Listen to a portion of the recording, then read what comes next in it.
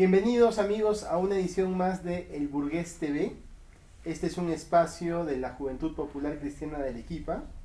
Mi nombre es Héctor Alonso Espinosa Gutiérrez y en esta oportunidad tenemos el honor de entrevistar a Neldy Mendoza Flores. Neldy Mendoza es doctora en Ciencias de la Salud y Desarrollo Humano por la Universidad Nacional de San Agustín. Su carrera de pregrado, ella es enfermera.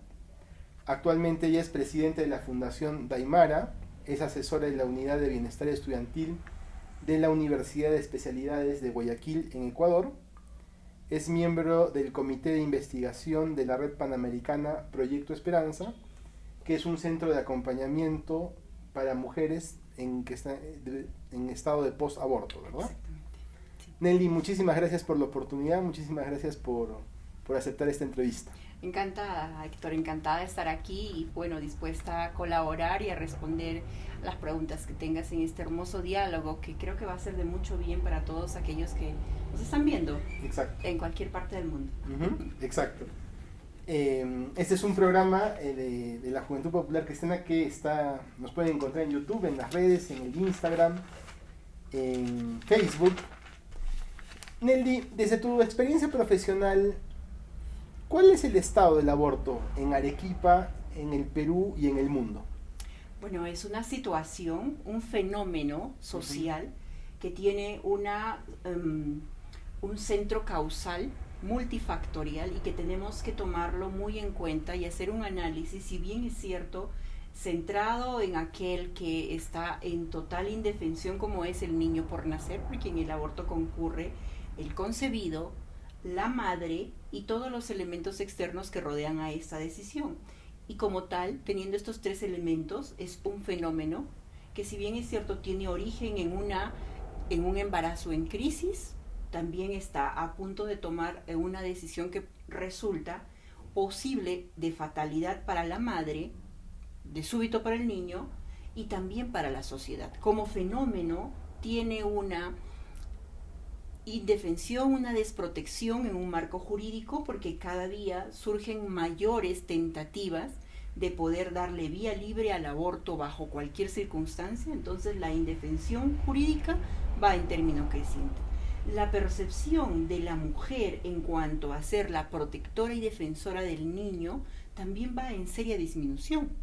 Solamente un 24% de mujeres en edad fértil tienen la firme y total y absoluta decisión de aceptar la vida naciente en su vientre bajo cualquier circunstancia y en cualquier origen que esta vida haya suscitado en su ser, en su vida misma.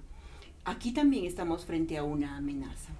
Además, a esto se suman coyunturas de total indiferencia a la formación en los espacios académicos, una formación que sea de protección, de respeto por el misterio y el don de la vida. Cada vez tomamos particularmente posturas individualistas, del yo decido, egoístas, consumistas, donde la llegada de un hijo resulta un elemento postergable, un elemento manejable, y hay otras actividades u otros quereres, otros deseos que marcan por completo este orden en el que yo debo de vivir. Y resulta que un niño sí puede ser asesinado porque trunca mis estudios, trunca mi realización a un viaje o trunca algún deseo económico o de adquisición. En estas circunstancias se encuentra el marco de protección de la vida y la posibilidad abierta al aborto en Arequipa, en Perú y en distintos espacios del mundo a nivel mundial. Es la misma, digamos que es el mismo dinamismo de este fenómeno. Lo único que difiere es qué tanto de apertura tiene o factibilidad para el acceso al aborto de acuerdo a la normativa que se ha aprobado a nivel de diferentes lugares. En Perú tenemos particular protección todavía sobre la vida del niño por nacer. Existen centros que trabajan para ayudar y acompañar a la mujer con un embarazo en crisis. A nivel de América Latina son más o menos iguales estas políticas, estas realidades, pero en países del primer mundo, en países de nivel de desarrollo alto, el aborto tiene vía libre. pero al tener vía libre, también las estadísticas, también los indicadores sociales negativos van demostrando en Inglaterra, en Italia, en Estados Unidos, van demostrando que la peor decisión de un gobierno, de un gobernante, de un político, es favorecer el aborto. ¿Por qué? Inmediatamente como se rompe el vínculo materno que cría ciudadanos, obviamente los ciudadanos que vienen luego de la experiencia del aborto son potencialmente personas delincuentes, porque no hay una crianza ya cercana, son personas que tienen bajo rendimiento académico, es decir, el costo social que provoca el aborto en una nación es altísimo, económicamente, socialmente y también en cuanto a su proyección de desarrollo. Y esos efectos, esas secuelas sociales, ¿en qué documentos, en qué libros, en qué vademecums están contenidos? Hay un estudio que es al que nos podemos referir, el que tiene mayor validez porque es longitudinal, es el estudio del doctor Ferguson. El doctor Ferguson hizo una importante acotación al ámbito académico, realizando un estudio longitudinal comparativo de aquellas mujeres, aquel grupo de mujeres que tuvieron un embarazo inesperado pero optaron por tener el niño. Este mismo grupo se comparó con otras que también tuvieron un embarazo inesperado pero decidieron por el aborto. Y un tercer grupo de esta misma parecida población comparativo que estuvieron frente a un embarazo inesperado, pero recibieron soporte, ayuda y el embarazo concluyó, aunque no criaron el niño, lo dieron en adopción. Estas tres poblaciones, curiosamente, fueron estudiadas en cuanto a su desenvolvimiento laboral, afectivo, en la crianza y el propio proyecto de vida que elaboraron a partir de la decisión inicial. En cada uno de estos grupos se notó gran diferencia. Por ejemplo, la ideación para el suicidio estaba presente 4 o 5 veces más en aquellas que optaron por el aborto, a diferencia de los otros dos grupos. El desarrollo social, el mantener un trabajo, un vínculo laboral, se notaba 5 veces más presente el deseo de superación, de mantener un proyecto de vida, de esfuerzo, de sacrificio, de tolerancia a la frustración, de menos consumo de alcohol, de menos exposición al riesgo. Era 4 veces más presente en las mujeres que tuvieron al niño. Porque resulta que un embarazo que concluye en el nacimiento del hijo, aunque sea inesperado, a la mujer, lejos de disociarla, lejos de dañarla, más bien le provoca una motivación firme, constante para superarse. Entonces, ese es un modelo, un estudio en cuanto al impacto social. En el orden, por ejemplo, laboral, hemos podido recientemente ver en Ecuador, en las regiones que son fronterizas con el Perú, como es la provincia del Oro, la provincia de Loja, la provincia de Guayas, que no está tan fronteriza pero está cercana, y la provincia de la Azuay, donde queda Cuenca, hemos podido estudiar a un grupo, una población de mujeres que, habiendo sido violadas y comprobada esta violación, optaron por el aborto. En materia laboral podemos ver que en el término de 90 días después del aborto, estas mujeres tuvieron serios problemas laborales y en el término de 6 meses terminaron por abandonar sus trabajos. Quiere decir que cuando uno dice que, por ejemplo, el aborto en caso de una violación resulta ser un factor protector para la madre, para que ella pueda continuar con su proyecto de vida y para que pueda olvidar el suceso, resulta más bien que es un factor agravante, doble trauma, doble lesión en la salud mental, estados depresivos, de angustia, de ansiedad, de intrusión que la paralizan. No estamos hablando únicamente de que se siente mal y se pone a llorar en la noche, estamos hablando de una parálisis emocional y una parálisis en todos los aspectos relacionales, al punto de que pierde el trabajo. Muy por el contrario, lo que decíamos y que Ferguson ya lo demostró.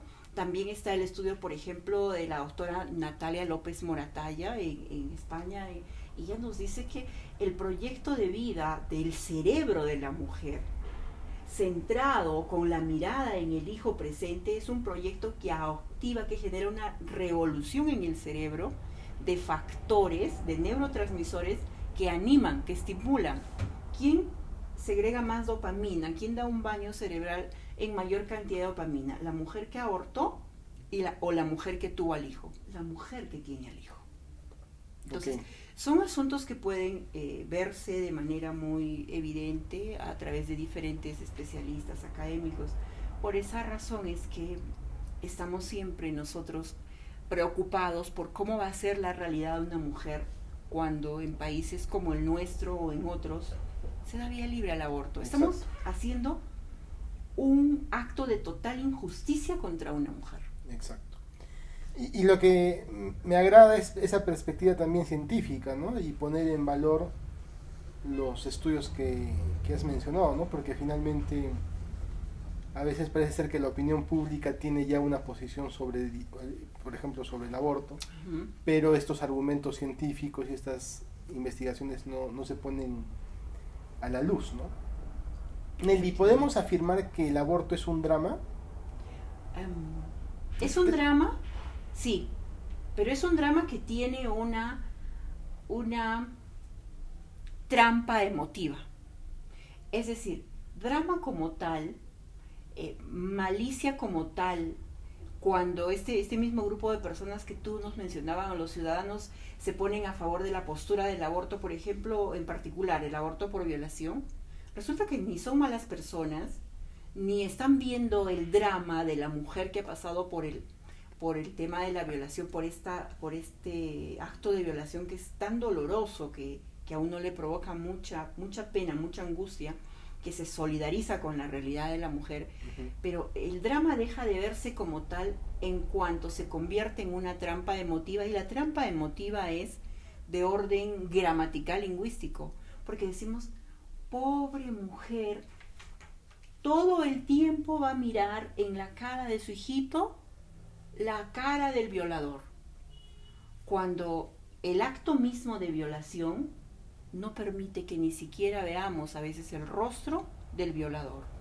Primero, ¿qué pasa si el acto fue por parte de un familiar? No existen estudios que hayan demostrado que las mujeres que sí dieron paso a la vida del niño, aunque fuese de un acto de violación, manifiesten y digan, sí, hoy día mi hijo cumple 3 años y recuerdo a la persona que me violó, porque hay vivencias superiores que más bien borran, que se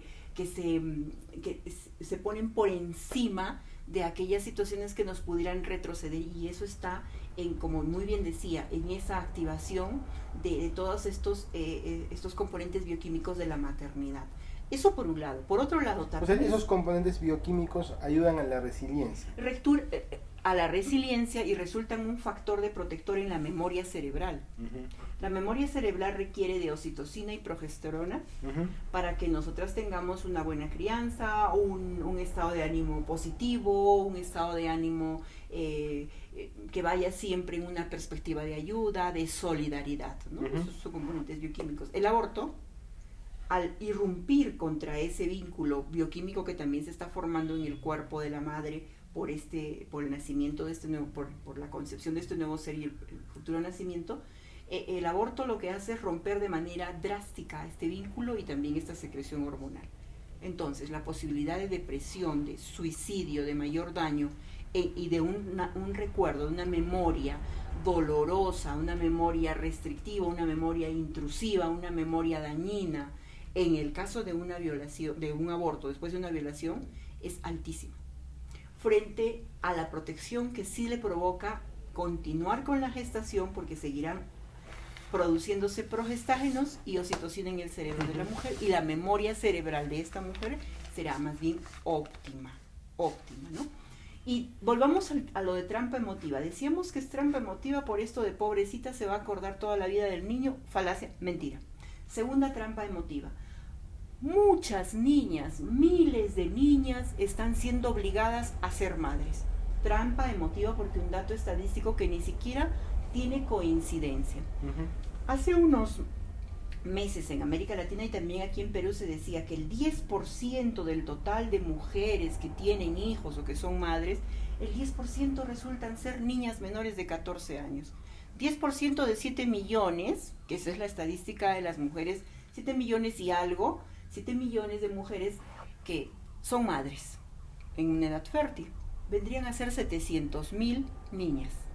Luego, esta misma fuente que nos sensibiliza diciendo que miles de niñas y habla de un 10%, nos da el dato exacto, obviamente contrastando con los espacios de estadística o de registro civil de inscripción de los niños, y ahí solo encontramos 5.260 niñas menores de 14 años que vienen a ser no el 10%, el 0.08% de niñas que están siendo madres, es decir, que fueron al registro e inscribieron. Y otra cosa, no son niñas que han sido violadas. Todas las que han ido a inscribir al registro civil, este 0.08%, no son niñas que han sido violadas, sino que algunas ya conviven. O sea, hay una manipulación en las cifras. Efectivamente. Por eso ¿Qué llamamos fuente trampa emotiva. Nuestro registro de estadística, el registro civil, Okay. es el que nos da los datos reales de lo que está ocurriendo con el nacimiento de los niños, a qué edades de mamás corresponden, ¿no? Uh-huh. Exactamente. Entonces, la trampa emotiva toma cifras estadísticas, nos habla del dolor y el recuerdo de la mujer, y la siguiente trampa, otro aspecto de esta trampa emotiva que pretende marear a la población. Claro, es esta perspectiva de la dialéctica, ¿no? De lo que se Exactamente. dice, de lo que se comunica, De cómo de lo que se pontifica. Sí, cómo yo llego a tu conciencia, cómo Ujú. llego a tu pensamiento. ¿Cómo para llegas a que- mi subconsciente? A tu subconsciente, Claro. para hacer que todo lo que yo propongo te parezca real. Porque si analizamos en sensatez, y a todos aquellos que promueven el aborto les decimos, dime dónde está el beneficio. O sea, para mí político, ¿dónde está el beneficio de desarrollo de mi nación? Porque yo como Claro. político busco el desarrollo de mi nación. ¿Por dónde va a ir la gestión ¿Por pública? dónde va a ¿no? ir? ¿Por dónde va a ir la política pública? Exactamente. ¿Cuál es el impacto? ¿No? Ujú. Para mí como mamá, ¿qué beneficio me va a causar negarle la vida a uno de mis hijos, al primogénito? Porque es que yo como mamá, luego de mi aborto, no voy a ser mamá de los que nacieron después y van a ser 3, y diré que solo tengo 3, porque estaré mintiendo a mi propia autoconciencia, y nada más grave para nosotras que mentir a nuestra conciencia. Mejor digamos, tengo 4 hijos, 1 falleció. No tenemos que decir la razón, pero andar en verdad es el elemento y principio fundamental para tener buena salud mental, buena salud biológica, para ser una persona altamente productiva, Claro, etcétera, etcétera, claro. ¿no? Entonces, por esos rumbos es más o menos por donde va este drama, Ujú. ¿no? Y tercero, como decía, la trampa emotiva. Hacemos toda esta vivencia casi como una parodia, pero el verdadero drama está en que se utilizan realidades de mujeres violadas para poner leyes que van a terminar matando a un inocente, y la violación aumenta. Y las personas que cometen estos actos siguen empoderándose. El aborto por violación favorece al machismo. Y esto es una injusticia, porque aquel que ha desarrollado ese comportamiento prepotente y agresivo sigue cometiendo sus fechorías, Claro. y se siente respaldado, Claro. en una actividad que además le cuesta al gobierno. Exacto. Eso es nefasto. Ese es el drama. Es como lo que en la mañana escuchaba RPP y le entrevistaban a la señora María Luisa Cuculiza, Ajá. y ella decía, yo cuando fui congresista planteé la ley contra la violencia en la mujer. Y pensé, no está muy lejos de la verdad. y pensé la que verdad. el feminicidio Iba a acabar. iba a terminar, pero más bien esto está en aumento. Aumentando. Y a veces a mí me da la impresión que la opinión pública saca los casos de feminicidio. Yo no sé si evitan que haya más feminicidio o promueven a los hombres a decir, bueno, si él lo hizo, lo haré yo ahora, ¿no? Sí. Es como que un catalizador, ¿no? Es muy cierto lo que dices, y sucede que solamente nos quedamos en el eco de la resonancia de estas palabras, pero no escuchamos. En el tema puntualmente del aborto por violación, ¿cuál es el discurso social? Todas las violaciones, casi todas las violaciones, el maltrato y el abuso sexual de los niños ocurre al interior de la propia familia. Si escuchamos bien, allí tenemos incluso la respuesta. Quiere decir entonces que lo que estamos haciendo como gobierno, como políticos, como ciudadanos, está equivocado.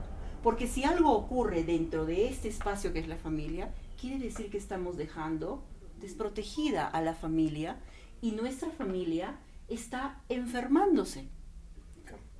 Es como que yo fuera con mi hijo al pediatra y le digo, doctor, sigue con problemas respiratorios. ¿Usted se ha preocupado en fortalecer su sistema respiratorio?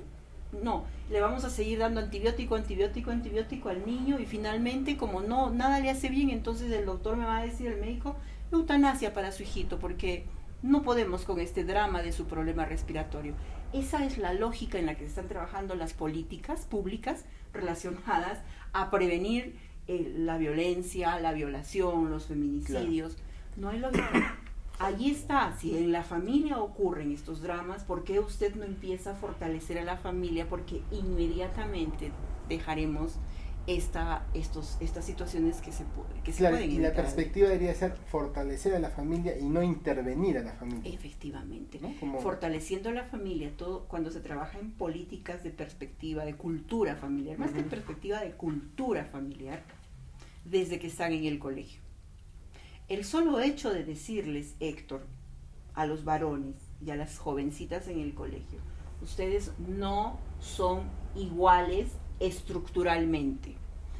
En cuanto a reconocimiento jurídico, son iguales. En cuanto a dignidad, son iguales. Pero la constitución cerebral, el modo de sentir, el modo de expresarse, los anhelos y las proyecciones que tienen en la vida, tienen diferencias. Y aquí lo que hay que aprender es esa reciprocidad y ese buen trato en esa diferencia, ese buen trato. Las cosas empiezan a mejorar inmediatamente, disminuye la violencia, inmediatamente disminuye los feminicidios, inmediatamente el aborto, porque todos son como frutos de una misma raíz donde se ha mentido sobre la naturaleza humana, sobre la esencia del amor, sobre la vivencia de mi sexualidad.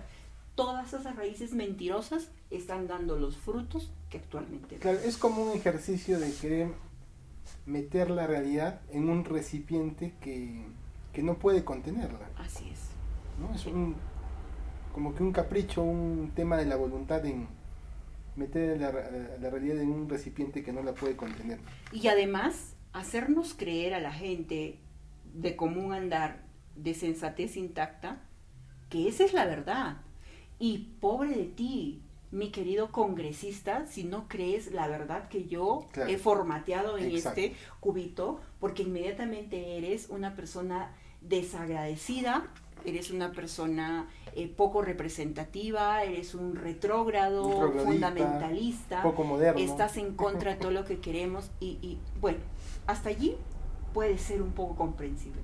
Lo que yo, por ejemplo, no logro entender, Héctor, es cómo podemos permitir que esas mentiras, que además van a destruir a la persona y a la familia, puedan ser asumidas por nuestros políticos. Claro. Por la gente que tiene vocación y que tiene además el talento para guiar los rumbos sociales y políticos de una nación. Se lo creen. Y se lo creen porque estas personas están ahí presionando, y la verdad es que no son muchas. Somos muchos más, millones y millones, aquellos que sí están comprendiendo las cosas en su real dimensión y proponen soluciones efectivas.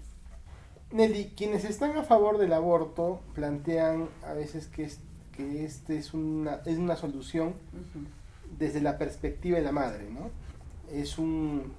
Yo manejo mi cuerpo, yo administro mi cuerpo, yo decido cuando tengo un hijo, pero esta perspectiva se olvida de los derechos del no nacido. Así es. Y allí estábamos conversando, ahí tú tienes una postura que me parece interesante que la puedas desarrollar. Definitivamente que nosotros, los seres humanos, tenemos que reconocer que hay un principio, instinto incluso, que guía la preservación de nuestra especie. El proteger a aquellos que están dentro del vientre materno no es fanático, no es un asunto confesional ni religioso, es un tema de naturaleza, de instinto de preservación.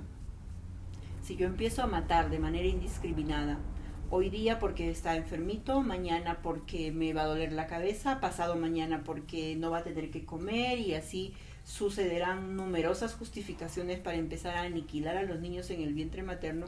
Lo que en realidad estaremos haciendo es pues dejar a nuestra especie cada día con menos protagonistas. La historia de la humanidad no estará completa, faltarán personas, iremos en un declive poblacional cada vez mayor, como ya está ocurriendo en otros países. Y lógicamente con eso viene el cierre de escuelas, la carencia de niños, y el acceso a la migración, etcétera. Pero también debemos de mirar que junto con la desaparición del niño y con esa muerte de un niño en el aborto, porque es un asesinato, es un feticidio, un asesinato de un niño, el más indefenso, porque no puede correr a ningún lugar, nadie lo defiende, está dentro de un claustro materno cerrado, al que no le ha puesto anestesia y lo están despedazando. Ese niño desde el día 28, desde el día 30, tiene sensación neurogénica, siente dolor. Junto con ese dolor del niño también aparece la destrucción in situ, sistemática, progresiva, creciente de la mujer. Entonces, nada más desleal e injusto que proponerle a la mujer como única salida para una realidad de un embarazo en crisis donde estamos tan vulnerables. Ninguna mujer, cuando se entera que está embarazada, está libre del estrés, porque a todas nos estresa. Aquellas que estábamos esperando tan ansiosas el hijo, lo primero que decimos, uy, vendrá sanito, estrés. Aquella que ni esperaba el niño dice, wow, ¿y ahora qué hago? Estrés. O sea, decir que un aborto, un embarazo no provoca estrés es mentira. O decir que el embarazo deseado está libre del estrés también es mentira. Entonces lo que tenemos que aquí pensar es que la mirada sobre la destrucción de un ser en el vientre materno es inhumana. No es un tema confesional, es totalmente inhumana. Es destruir a las formadoras del corazón, del alma, de la realidad de los ciudadanos, porque después de un aborto la mujer es otra. Me contaba un papá, me decía, papá joven, me decía, doctora Nelly, cuando yo vi entrar a mi enamorada a ese lugar, entró una mujer. Y cuando yo vi salir de aquel lugar, vi que era otra mujer. Y desde ahí hasta ahora, nunca más nuestra vida fue igual. Y todo el drama que vi en el consumo de alcohol, la exposición al riesgo, la relación entre una muchacha que ha pasado por un aborto y la dependencia emocional que empieza a desarrollar en todas sus relaciones afectivas posterior al aborto es 10. De cada 10, 9 padecen de dependencia emocional, menores de 25 años después de un aborto. Una mujer que no ha pasado por la experiencia del aborto, solo 4 desarrollan dependencia emocional. Entonces estamos hablando de temas de destrucción de la vida por completo de la mujer. En el marco de la definición que se da por la Organización Panamericana de la Salud, hablan de daño psíquico. Y daño psíquico dice que es aquel en el que concurren tales factores que provocan una lesión irreversible en el proyecto de vida.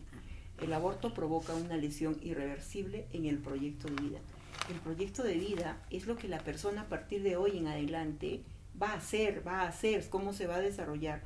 Nunca por nunca un ser humano puede provocar una lesión en el proyecto de vida de otra persona, de una mujer, por desconocimiento, porque no creo que lo hagan a propósito, ya sea si estoy en el marco legal de legislar, en el marco de defensa, en el marco asistencial o en el área clínica desde la cual voy a dar una consejería. Eso es nefasto, nefasto. Perfecto. Yo creo que esa perspectiva, ese énfasis que le pones en la mujer, ¿verdad? En las secuelas para la mujer es un énfasis importante porque afectamos al recurso humano, ¿no? Y como tú dices, las mujeres son las maestras de la sociedad, ¿no? Y claro, o sea, somos las maestras las que tenemos una gran responsabilidad junto con el varón en la educación de nuestros hijos, en llevar adelante las empresas, las instituciones, claro, en el espacio en el que nos vayamos. Por ejemplo, en las costumbres familiares, uno asume las costumbres familiares de su madre. Más que las de su, sí, más que las de por padre. muy moderna que sea, por Ujú. muy trabajadora, por muy protagonista en el ámbito profesional en el que esté, los hijos miran a mamá. Exacto. Y cuando mamá no está centrada en esa relación tan hermosa, temporal con los hijos, a los chicos les pasan cosas. Anorexia, cutting, dependencia y adicción virtual digital. Las mamás dicen, pero ¿qué hago si yo le compro todo, si estoy dando lo mejor de mí en el espacio laboral para darles lo que ellos necesitan? ¿Qué necesita? Necesitan una mamá relajada, una mamá que sienta gusto por estar con los hijos, no que llegue cargada de cosas. Los chicos siempre dicen, entre sentir la sonrisa y la alegría de mi mamá y que llegue agotada, agobiada, no me hable, me duele la cabeza, yo prefiero a mi mamá alegre, que no me traiga tantas cosas. Claro.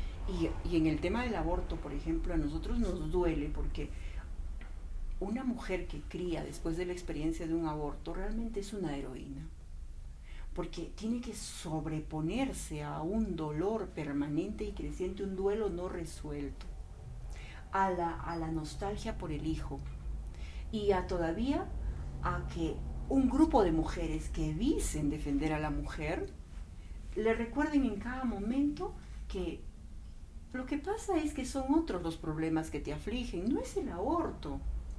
O lo que pasa es que te juntas con gente que, bueno, pues que es muy religiosa y que son sus creencias, ¿no? Gufata.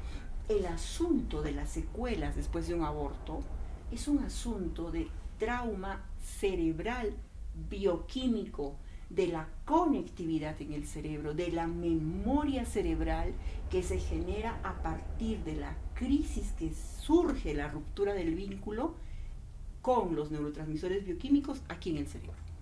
Es un asunto que se origina allí. Entonces, cada vez que damos vía libre al aborto, estamos permitiendo esas lesiones que van a surgir en el cerebro, en la masa encefálica de estas mujeres, y cuanto más tierna sea su edad, la lesión va a ser mucho más grave. Y todo aquel que favorezca esta lesión, pues va a tener en su conciencia esa posibilidad de agravio cada día mayor en esta persona, y también va a tener el recuerdo de que pudo haber sido protagonista de transformar la humanidad. No queremos decir con esto, Héctor, que todas las mujeres que tienen una violación hay que obligarlas a que sean mamás y dejarlas ahí desamparadas. Lo primero que se hace con alguien que ha sufrido una lesión, como es una violación, es atender su crisis. Lo primero que se hace con una mujer que tiene un embarazo de alto riesgo y está enferma con lupus es atender su lupus. Y si fruto de la atención de ese lupus el niño muere, estamos frente a una muerte indirecta. Pero si yo digo está enferma con un problema respiratorio y vamos a sacarle el niño para que se sane de esa enfermedad respiratoria, estoy mintiendo. La bioética nos dice, en primer lugar, atender el drama de la mujer, estabilizarla, darle todos los medios que necesita para aportar al beneficio de su vida, y si fruto de esa atención muere el bebé, estamos frente a una muerte indirecta. Es muy distinto cuando yo voy directamente a matar al niño con la justificación de la salud de la mujer. Es muy distinta la figura. Ahí estamos en la figura del aborto terapéutico, ¿verdad? Del aborto terapéutico. Nelly, ¿de qué manera concreta se puede prevenir y disuadir a abortar? Bueno, aquí estamos en un llamado personal a todos y cada uno de los ciudadanos del mundo. ¿Por qué? Yo puedo salvar una vida por ser muy doctora, muy especialista en temas de desarrollo de la mujer, sí. La señora que en este momento nos está viendo, la jovencita de 21 años que está estudiando en la universidad, la señora que va a comprar a la bodega todos los días los elementos para hacer la comida, también, todos. ¿Por qué? Cuando una mujer está en embarazo y está en una disyuntiva, es una persona que tiene una apariencia de necesidad totalmente visible. Está llorando, está triste, está escribiendo, está aislada, y si nosotros no vamos y le preguntamos y le decimos, ¿puedo hacer algo por ti? ¿Qué te sucede? ¿Te quiero ayudar?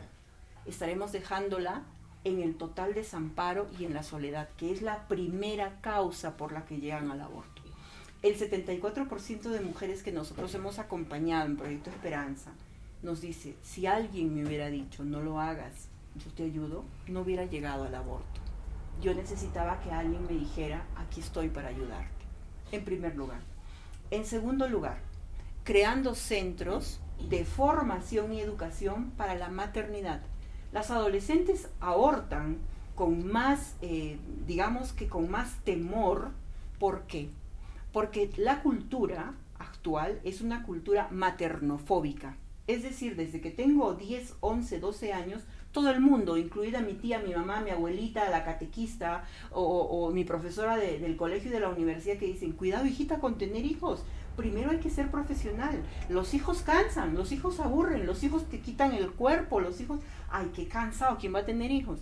Entonces, esos insumos van como acumulándose en nuestro subconsciente, en nuestra memoria. Cuando aparece el niño, ¡wow! ¡No! ¡Qué horror! No al hijo.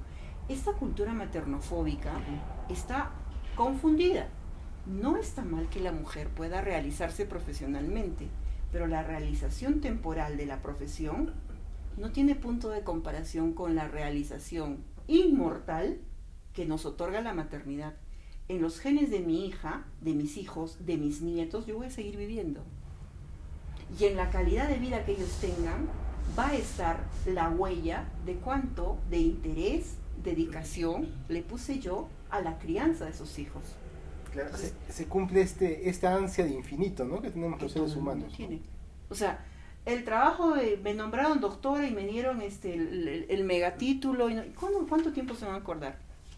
Quizás un mes, exagerando. Pero en ese genoma, en esa crianza, en esa apertura a la vida que yo voy a dar, ahí me hago inmortal. Claro. Desde tu experiencia, ¿qué iniciativas has visto, has liderado para que las personas no aborten o para acompañar a las mujeres que abortaron?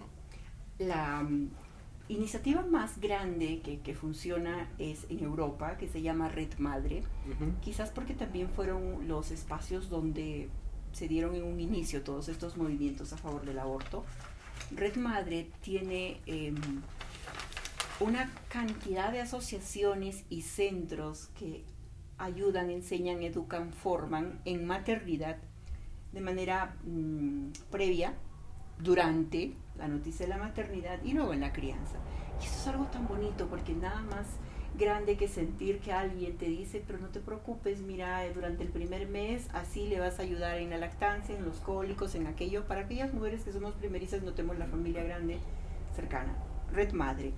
En México está el Instituto para la Rehabilitación de la Mujer y el Desarrollo, que se llama IRMA, que también realiza un trabajo maravilloso. Más arriba, en Estados Unidos, está Proyecto Raquel y todos los centros de ayuda y atención a la mujer que necesita ser acompañada y asistida en diferentes situaciones de su maternidad.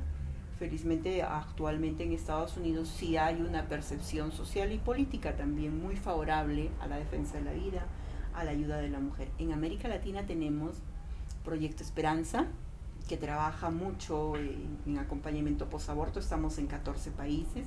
Junto con Proyecto Esperanza está Misión Mami. Misión Mami, que significa Movimiento de Apoyo a la Maternidad Inesperada. Su centro está en Medellín con la doctora Patricia Gallo, y desde allí vamos extendiéndonos a diferentes países. La idea es llevar esa asistencia, primero económica y laboral. No es que a la joven se le diga, tienes que tener el niño. No, hay que enseñarle luego cómo se va a criar, y también hay que vincularla a un espacio laboral porque va a necesitar comer ella y también el hijo. Con Misión Mami en Argentina hay numerosos centros como Salve Guadalupe, como los centros de apoyo a la mujer. Actualmente, hace un mes, se ha formado en Chile la Red Colaborativa para la Defensa de la Niñez, con más de 30 centros que están integrados en proteger a la niñez en el vientre materno y cuando ya están chiquititos hasta los 10 años, es decir, para prevenir también la violencia contra los niños y el abuso sexual. Cada día Tenemos muchos más centros que trabajan en favor de una sociedad más humana, de un mundo más humano. Pero ¿qué es lo que pasa? ¿Pero cómo no los conocemos? ¿Por qué no nos conocen? Porque las políticas públicas nos cierran las puertas. Y tengo que decirlo acá. ¿Está bien? Tengo que decirlo porque el gobierno prefiere utilizar sus fondos y su partida presupuestal para seguir manteniendo programas que son obsoletos y que no funcionan. Nuestro Ministerio de la Mujer en Perú es un ministerio completamente traidor de la mujer porque nada de lo que le propone funciona. Y cuando medimos estos éxitos o estos programas en cuanto a éxito, vemos que hace tiempo deberían de ser clausurados. Un programa que se implementa socialmente, si en 3 años no ha dado los efectos que deseamos, es un programa totalmente obsoleto, no funciona, hay que mejorarlo, hay que cambiarlo.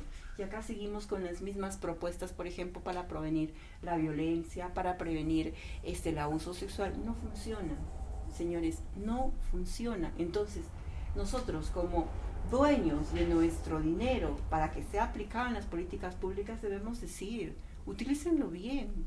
¿En qué se están llevando todo el fondo económico de una nación? Hay que hacer una reflexión. Nelly, ya como la última pregunta de la entrevista,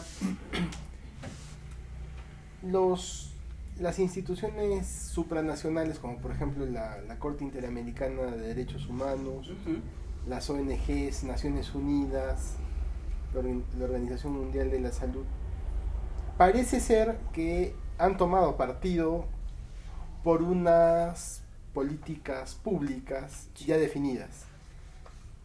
Todo ese movimiento, toda esa presión supranacional, ¿cómo interactúa con los proyectos que tú conoces? Y también supongo que esta agenda también presiona a los políticos, a los partidos políticos, en que se tome un determinado camino, ¿no? Precisamente quizás el camino que no soluciona los problemas, ¿no?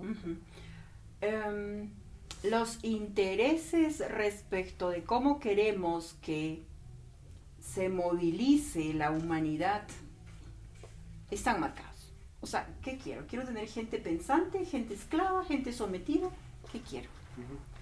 Y en función de esa respuesta, obviamente, surgen todo el conjunto de actividades que a nivel mundial se van difundiendo. Nada mejor para mantener la hegemonía y el control sobre los recursos naturales, sobre el patrimonio, la riqueza de la humanidad, la riqueza del mundo, nada mejor para 5 o 6 dueños de esta riqueza que tener países en vías de emergencia, emergentes, ¿no? No emergencia, emergentes como el nuestro. En vías de desarrollo. En vías de desarrollo, vamos a decirlo correctamente. En vías de desarrollo como el nuestro, nada mejor que hacer que estas personas no piensen y que vivan enfrascados en daños que ellos mismos se causaron. Los tengo esclavos. No piensen a través de los modelos educativos, comunicacionales, los programas y toda la cantidad de cosas que hacen que el cerebro esté completamente aplanado y completamente apartado de la identidad cultural, de la identidad social, de la visión política, de las ganas de desarrollarme cada día más académicamente. Entonces, no, hay que tenerlos entretenidos con 4 cosas: esclavos. Nada más cómodo para seguir dominando que sus mujeres estén lesionadas, porque si la mujer no cría bien, los ciudadanos están completamente disminuidos y los indicadores sociales negativos, pandillaje, delincuencia, corrupción, prostitución, alcoholismo, adicciones, están altísimos. Entonces el gobierno está preocupado en emplear plata en subsidiar esto y se olvida de tener nuevas rutas.